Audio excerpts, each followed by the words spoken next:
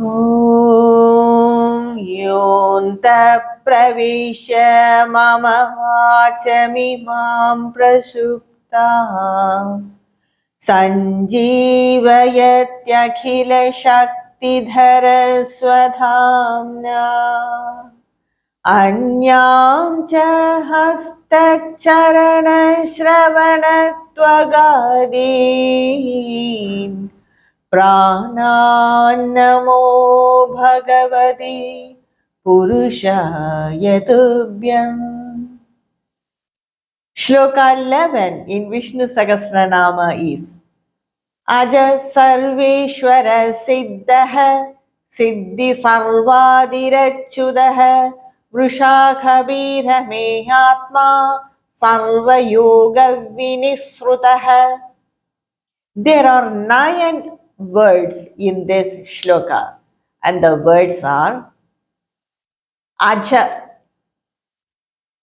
Sarveshwara Siddha Siddhi Sarvadi Achyudah Vrushakhapi Ame Atma Sarva Yoga Vinisrutah. The first word is Ajaha. Na Jayate iti Ajaha. One who is unborn is Ajaha. Our body is born and so it will have its natural death. But our Atma is eternal. It is Ajaha. Just like that, Bhagavan Vishnu is unborn and he is eternal. And in the Mahabharata, in the Shanti Parva, it says that Bhagavan say that Nahi jato na jayeham na janishe kadachana kshetrajna sarvabhutanam tasmataham ajah. Nahi jato, I have never been born. Na jayeham aham, that is, I am not to be born. Na janishe kadachana, I will never be born in the future also. Kshetrajna sarva bhutanam, I am the knower of the Atma, on the body. I am the knower of the body, and tasmat ahamajaha, therefore I am unborn. So these are the words of Bhagavan in the Mahabharata. So he is unborn. And in Bhagavad Gita also, Bhagavan Krishna tell about this unborn Atma and describe it in the verse 20 of chapter 2. न जायते म्रियते वा कदाचन नायं भूत्वा भविता वा न भूयः अजो नित्य शाश्वतोऽयं पुराणः न हन्यते हन्यमाने शरीरे. That is, Bhagavan Krishna says, na jayate mriyate va kadachana. This is not born and it is not going to die in the future also. Never. It is unborn and there is no death for it. And it has been there, it is there, and it again ceases not to be. It will be there only. Aja, it is unborn. Nitya, eternal. Shashvata, unchanging. I am Puranaha, I am ancient. Na hanyate hanyamane sharire. Even when the body is killed, this Atma doesn't die. And that Atma is Bhagavan Vishnu, and so he is such a. And one may have a genuine doubt here. Bhagavan, he takes avatar. Bhagavan Vishnu has taken many avatars. And so is that avatars are born, or what happened to the body of the avatars? Will it not die? So the point here is, one should not compare the avatars, that is the incarnations, with the normal human birth or the worldly birth. We take birth because of our prarabdha karmas. According to the our prarabdha karmas, the five elements they join together and they give us the form for this jiva. But Bhagavan Vishnu, he is not like that. He uses the Maya and takes the form. And this he himself he explains in Bhagavad Gita in chapter 4 in Shloka 6. Ajopi sannavyayatma bhutanamishwaropi san prakritim swamadisthaya sambhavam mayaya. That is, I am unborn only, I am Aja. Sannabhyayatma, that is, I am imperishable. Bhutanam Ishvara, I am the Ishvara of all the beings. Even then, by governing the Prakriti and using the Maya, I am born, I manifest. Sambhavami, I manifest. Just to bring down or bring back the dharma and adharma in balance.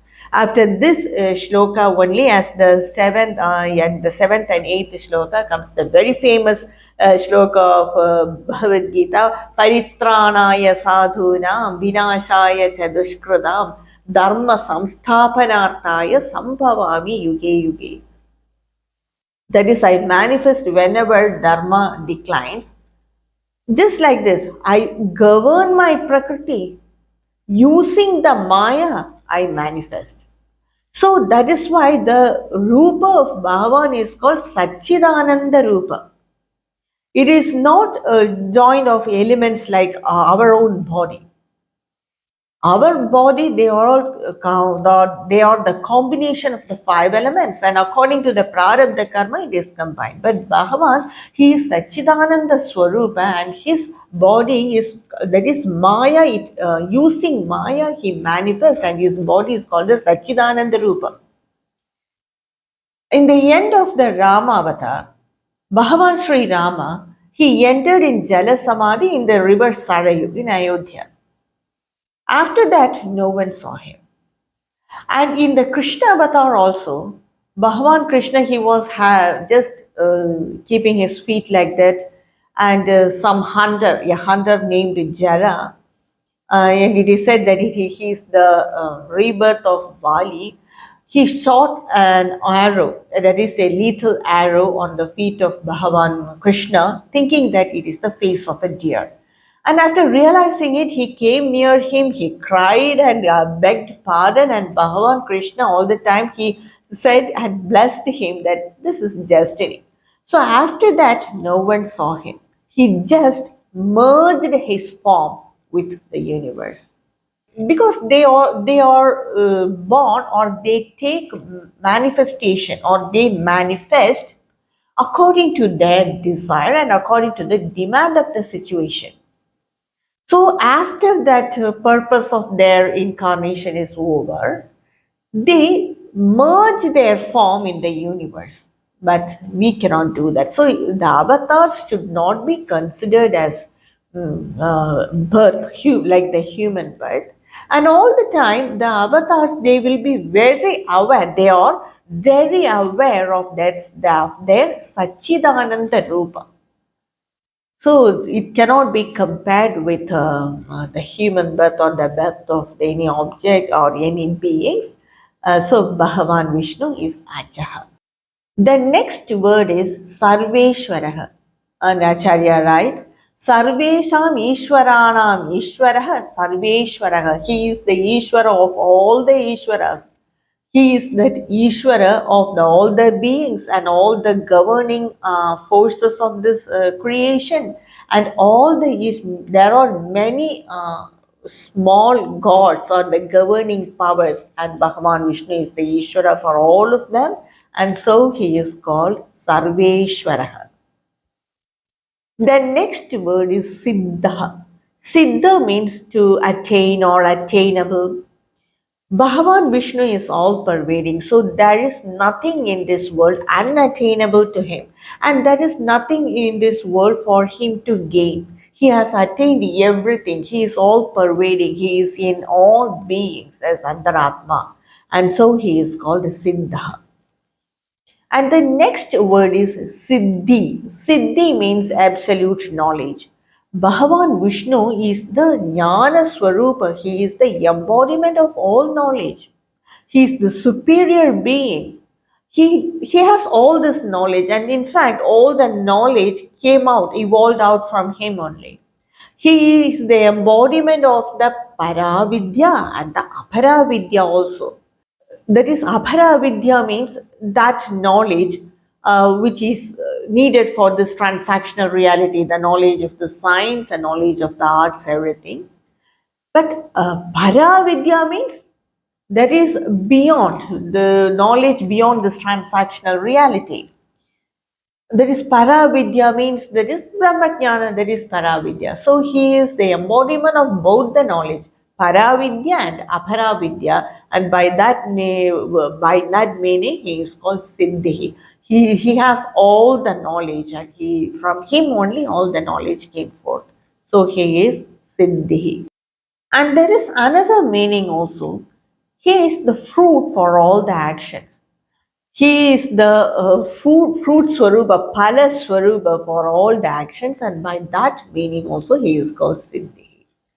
The next word is Sarvadi. Sarvadi means he is the beginning of everything, and from him everything came forth, and there all and from him only everything came forth. Sarva Bhutanam Adi Karanatvat Sarvadi. He is the first among all the beings, and all the beings came from him, and so he is called Sarvadi. In the Bhagavad Gita, chapter 10, Shloka 8, Bhagavan Krishna says, Aham sarvasya prabhavah matta sarvam pravartate iti matva bhajante maham buddha bhava samanvitaha. That is, Aham Sarvasya Prabhavaha. I am the source of all beings in this creation. Matta Sarvam Pravartati. That is, everything evolved from me. And that's the exact meaning of Sarvadhi. He is the beginning of everything, and by Bhagavan Krishna says in the Bhagavad Gita, and because I am the source of everything and everything evolved from me, everyone worship me and everyone meditate on me. These are the words of Bhagavan Krishna, the avatar of Mahavishnu in the Bhagavad Gita. So that's the exact meaning of Sarvadi, and the Acharyas, they give a very good example for understanding Sarvadi. That is, in the ocean we can see many waves.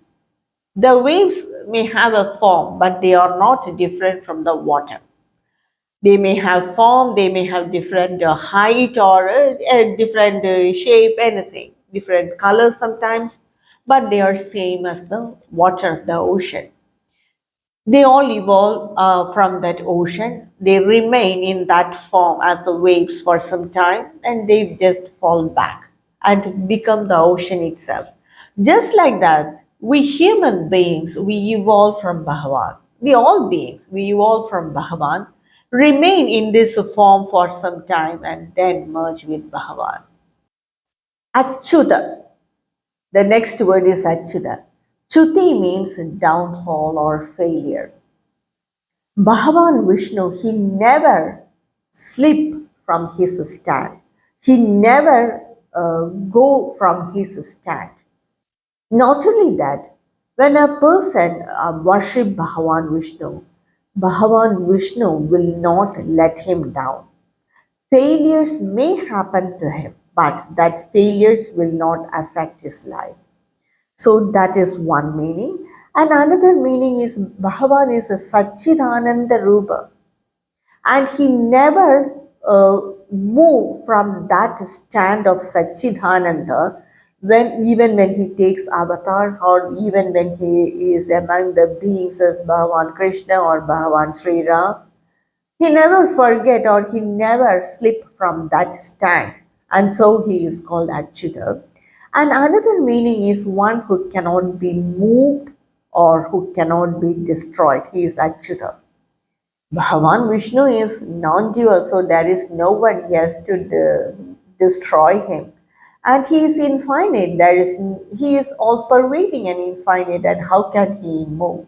So by these three meanings, that is, he never move from his stand, or he never leave his quality, that is of Sachidananda quality, and he never let anyone fall if a person worship Bhagavan, and he is non-dual and infinite, so no one can destroy him or remove him. So by these meanings, he is called Achyuta. And with this word, Achyuta, Acharya Bhishma has described Bhagavan by 100 words. This is the 100th word in Vishnu Sahasranama, and we are all virtuous enough to understand, read Vishnu Sahasranama and understand its meaning, isn't it? So let us continue with the next word. The next seventh word is Vrishakapi. The other name of Dharma is Vrisha. Vrisha means Dharma, it showers uh, good results on the people who follow it. And Bhagavan Vishnu is Dharma Swarupa, and so he is called Vrisha.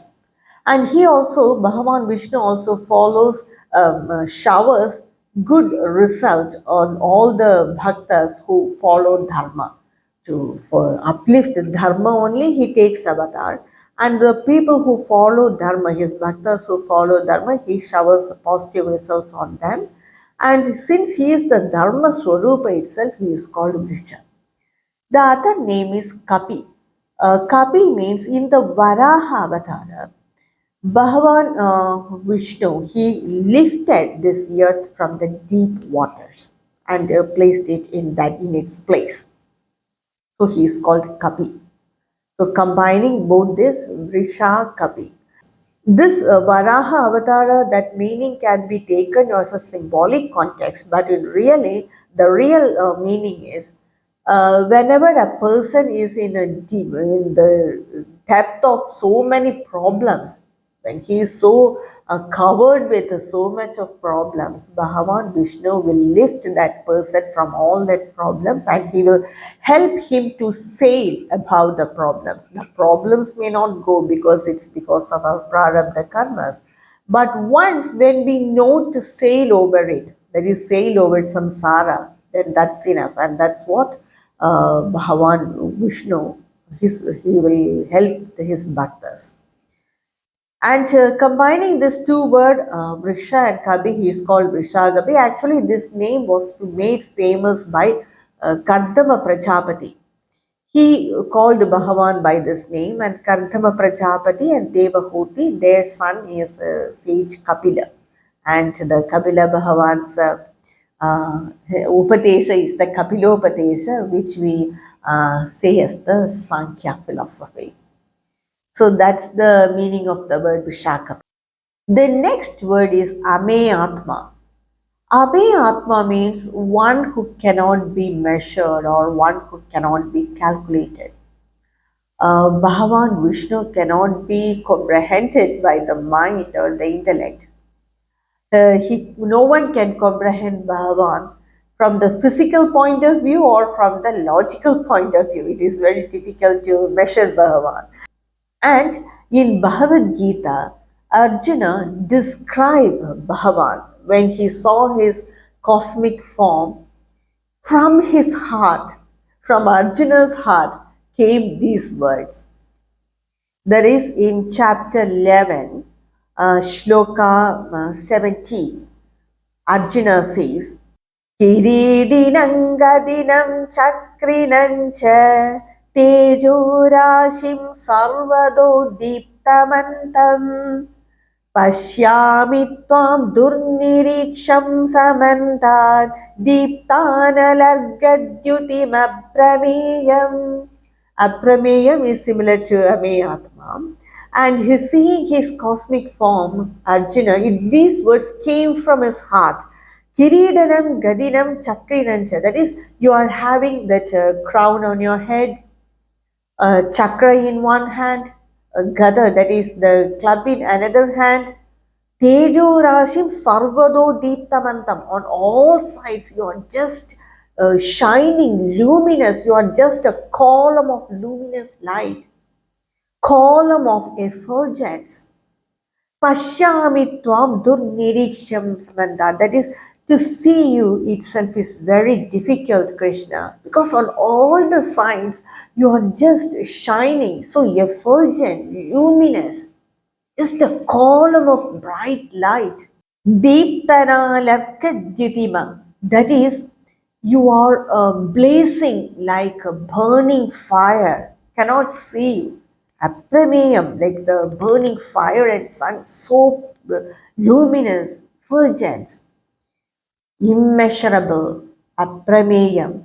And that is the real meaning of the word Ameyatma.